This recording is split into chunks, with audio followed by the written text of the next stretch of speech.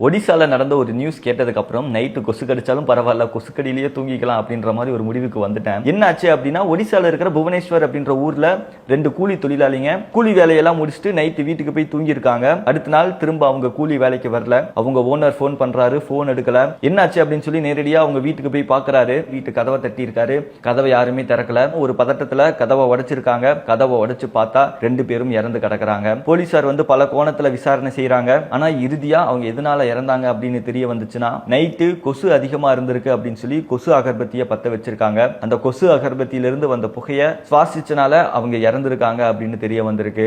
இப்போ மார்க்கெட்ல ஹெர்பல்னு சொல்லிட்டு சட்டவிரோதமா நிறைய கொசு அகர்பத்திகள் விற்கிறாங்க. அதுல டெமிஃப்ளூரித்தின், மெப்பர்ஃப்ளூரித்தின் அப்படின்னு சொல்லி ஒரு ஆபத்தான கெமிக்கல்ஸை கலந்து விற்கிறாங்க. இந்த சம்பவத்தினால மகாராஷ்டிரா அண்ட் யூபி கவர்மெண்ட் என்ன பண்ணிருக்காங்கன்னா, comfort, sleep well, relax, sweet night போன்ற இந்த கம்பெனிஸ் மேல நடவடிக்கை எடுத்திருக்காங்க. ஏன்னா அதிலிருந்து வர புகை அப்படிங்கிறது குழந்தைகளுக்கு, பெரியவங்களுக்கு, ஏன் நம்ம வீட்டில் இருக்கிற நாய், பூனை அவங்க எல்லாத்துக்குமே வந்து ரொம்ப டேஞ்சரஸா இருக்கும் அப்படிங்கிறதுனால HICA வந்து ஒரு சர்வே பண்ணியிருக்காங்க.